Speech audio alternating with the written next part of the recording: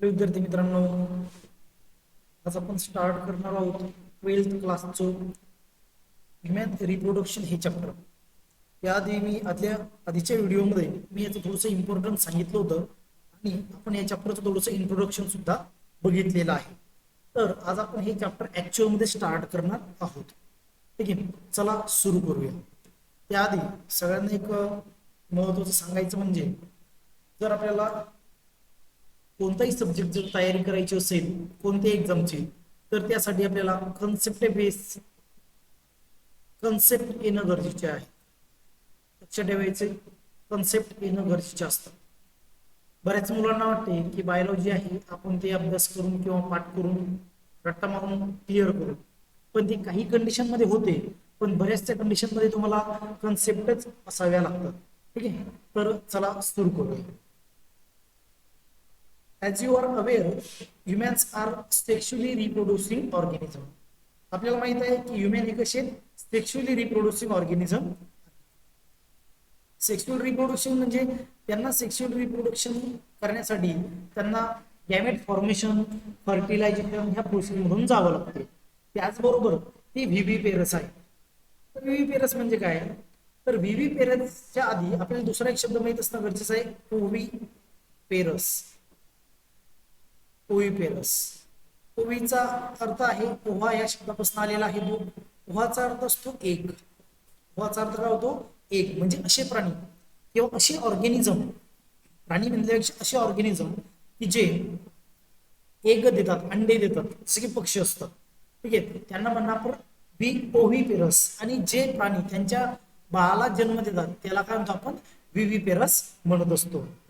The reproductive, याचं meaning लक्षात ठेवायचं तुम्हाला. व्हिव्हिपेरस म्हणजे the reproductive event in human include formation of gamete. आता गॅमेटोजेनेसिस इथे एक वर्ड दिलेला आहे बघा. तर गॅमेटोजेनेसिसचा अर्थ असतो की अशी प्रोसेस की ज्यामध्ये काय होणार आहे, गॅमेट फॉर्मेशन. गॅमेटोजेनेसिस म्हणजे काय, अशी प्रोसेस की ज्यामध्ये काय होईल, गॅमेट तयार होतील, त्या प्रोसेसला आपण गॅमेटोजेनेसिस म्हणत असतो. ठीक आहे, that is sperm in male and ovum in female. तर मग आता गॅमेट, मेल मध्ये गॅमेट्स कोणते असतात, स्पर्म. आणि फिमेलचे गॅमेट कोणते असणार आहेत, मग ओहम हे त्याचे गॅमेट्स असणार आहे. आणि आपल्याला माहित आहे गॅमेट्स मध्ये जो क्रोमोझोम नंबर आहे, गॅमेट मधील क्रोमोझोम हा कसा असतो, हा क्रोमोझोम नंबर असतो, ज्याला आपण म्हणू शकतो हॅप्लॉइड कंडिशन किंवा वनियन कंडिशन आपण म्हणू शकतो. आणि त्यासाठी वनियन कंडिशन निर्माण होण्यासाठी प्रोसेस कोणती घडणं गरजेचे आहे, सेल डिव्हिजन कोणतं घडणार आहे त्या ठिकाणी, तर मिओसिस. कोणतं सेल डिव्हिजन होणं गरजेचं आहे, मिओसिस. तर त्या ठिकाणी मिओसिस सेल डिव्हिजन होणं गरजेचं आहे.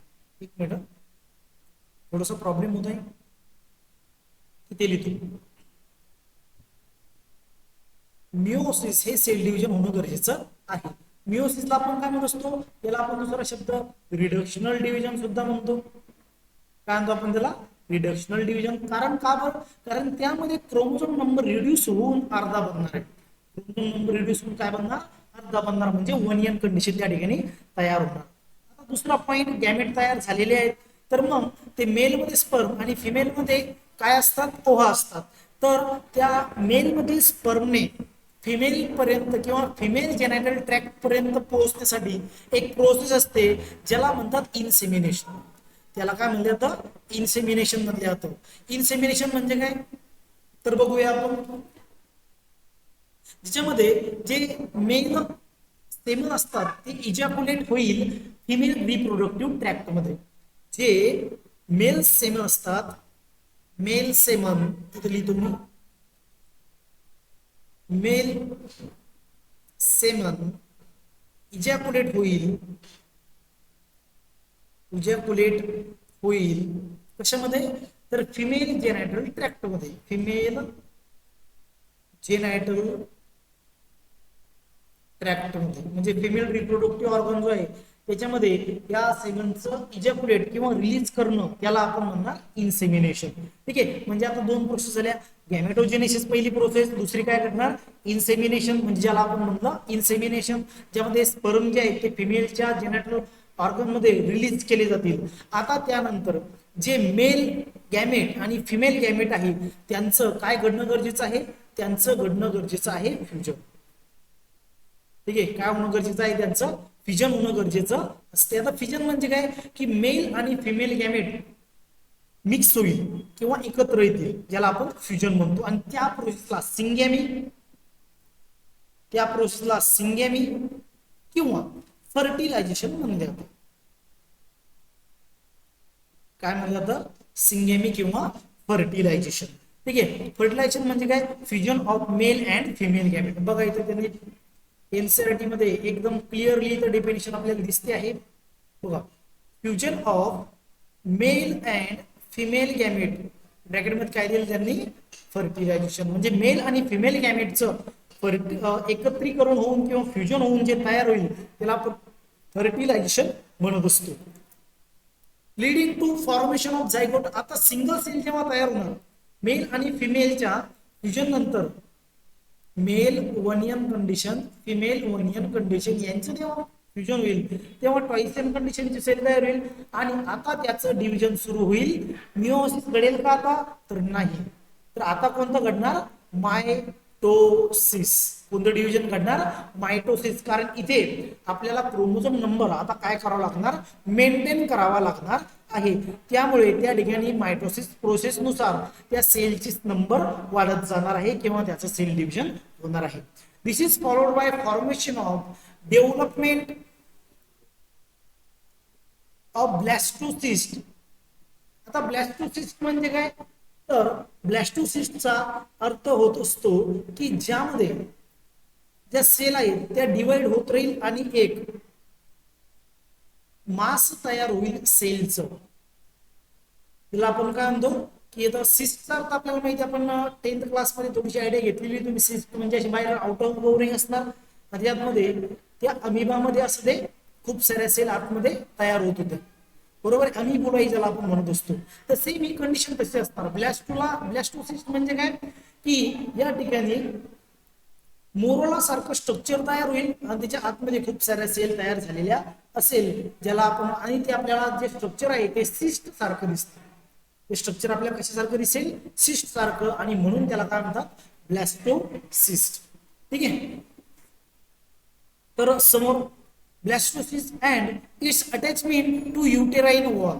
आता जेव्हा तो जो झायगोट तयार झालेला आहे तर फर्दर डेव्हलपमेंटसाठी त्या झायगोटचं युटेराइन वॉलला अटॅचमेंट होणं गरजेचे आहे. त्याला म्हणणार इम्प्लांटेशन. त्याला काय म्हणणार आपण, इम्प्लांटेशन. जेव्हा युट्रेसच्या वॉल सोबत झायगोटची अटॅचमेंट होईल त्या प्रोसेसला आपण इम्प्लांटेशन म्हणत असतो. एम्ब्रियोनिक डेव्हलपमेंट म्हणजे काय की त्या बाळाचा जो एम्ब्रियोच्या डेव्हलपमेंटच्या स्टार्टिंग पासून तर ते बाळाचा जन्म होईपर्यंत, एम्ब्रियोनिक डेव्हलपमेंटची प्रोसेस कुठपर्यंत असणार, तर बाळाचा एम्ब्रियो फॉर्मेशन पासून तर बाळाचा जन्म होईपर्यंत जो काही कालावधी असणार त्याला आपण म्हणणार एम्ब्रियोनिक डेव्हलपमेंट, किंवा त्याला आपण म्हणू शकतो जेस्टेशन पिरियड. त्याला काय म्हणतात, जेस्टेशन पिरियड. आता ह्युमनमध्ये जेस्टेशन पिरियड हा 284 दिवसापर्यंत, एक ऍव्हरेज 284 दिवसापर्यंत राहत असतो. आणि पार्च्युरेशन ही जी प्रोसेस आहे, पार्च्युरेशनचा अर्थ असतो की बाळाला जन्म देण्याची प्रोसेस. पार्च्युरेशन म्हणजे काय, बाळाला जन्म देण्याची प्रोसेस जी असते त्याला पार्च्युरेशन म्हणल्या जातं.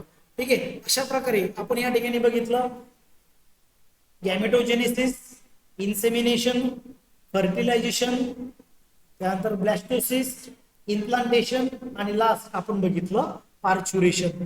ठीक आहे, यानंतर एक लॅक्टेशन पिरियड असतो. लॅक्टेशन पिरियड म्हणजे काय की ती जी आई आहे त्या बाळाला किती दिवस दूध पाजणार आहे त्याला आपण लॅक्टेशन पिरियड म्हणत असतो. You have learned that the reproductive event occur after puberty. आता रिप्रोडक्टिव्ह इव्हेंट म्हणजे काय की एखाद्या बॉय मध्ये किंवा गर्ल मध्ये जे काही रिप्रोडक्टिव्ह चेंजेस येतात ते कधी येणार, प्युबरिटी मध्ये आल्यानंतर. प्युबरिटीचा अर्थ असतो की ते आता रिप्रोडक्शन करण्यासाठी कॅपेबल आहे, त्यांची फिजिकल कंडिशन ही रिप्रोडक्शन करण्यासाठी कॅपेबल बनलेली आहे, त्याला म्हणतात प्युबरिटी पिरियड. प्युबर्टी पिरियड म्हणजे काय की ते रिप्रोडक्शन करण्यासाठी आता फिजिकली एक मॅच्युअर झालेले असतात. Thus are remarkable differences between the reproductive end in the male and in the female. आता याचा अर्थ काय की मेल आणि फिमेल मध्ये आपण त्याला नोटीस करू शकतो असे बदल घडत असतात.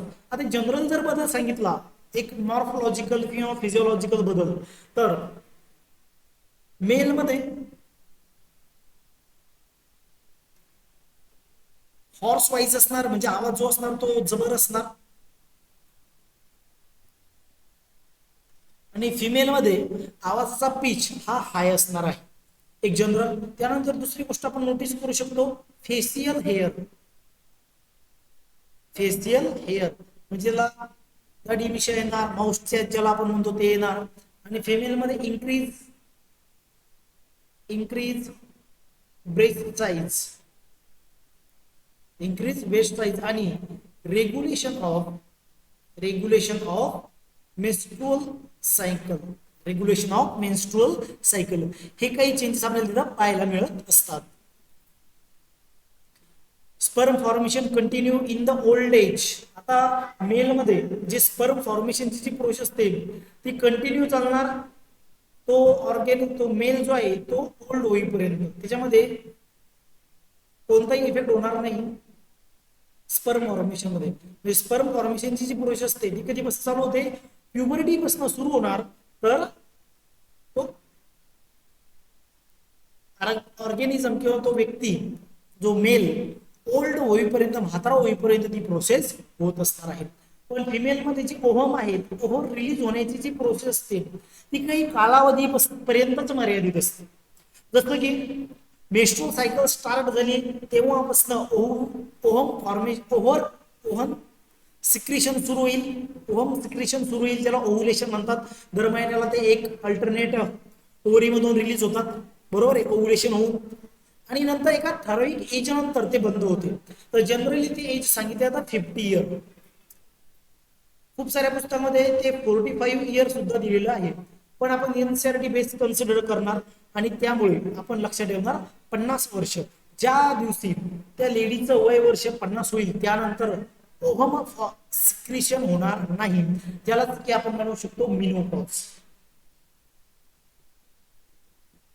त्याला काय म्हणतो आपण मिनोपॉज. मिनोपॉज काय म्हणजे स्टॉपेज ऑफ मेन्स्ट्रुअल सायकल. मिनोपॉजचा अर्थ काय स्टॉपेज ऑफ मेन्स्ट्रुअल सायकल. आता तो एज आहे 50 इयर. किती इयर 50 इयर 50 वर्षानंतर त्यामध्ये सीज होऊन जाणार किंवा बंद पडणार आहे. Let us examine the male and female reproductive system. आता यानंतर जो टॉपिक असणार आहे तो आपण पाहणार आहे male and female reproductive system. तर बघा विद्यार्थी मित्रांनो मी आपल्या याच्यावरती हे जे चॅनल आहे राहुल सर्स बायोलॉजी याच्यावर तुम्ही पूर्ण बायोलॉजीचा सिलेबस हा आपल्या मदर टंग मध्ये कव्हर करणार आहे. मदर टंग म्हणजे काय मराठी भाषेमध्ये. आता वास्तविक पाहलो तर जे मराठी भाषेमध्ये कव्हर करण्याचं रिझन हे की जेव्हा आपण एखादी गोष्ट आपल्या मदर लँग्वेज मध्ये शिकतो त्यावेळेस ते शिकण्यासाठी सुद्धा मजा येते आणि समजायला सुद्धा खूप सोपं जात असते. तर त्यासाठी मी हे चॅनल पूर्ण जो सिलेबस असणार आपला तो आपल्या मराठी भाषेमधूनच पूर्ण करणार आहे. ठीक आहे धन्यवाद. तर यानंतर आपण भेटूया लवकरच समोरचा पॉइंट घेऊन ज्याला आपण म्हणणार मेल रिप्रोडक्टिव्ह सिस्टीम. तर उद्या आपण त्याच्याबद्दल डिस्कस करूया की मेल रिप्रोडक्टिव्ह सिस्टीम मध्ये कोणत्या प्रोसेस घडत असतात. ठीक आहे थँक्यू.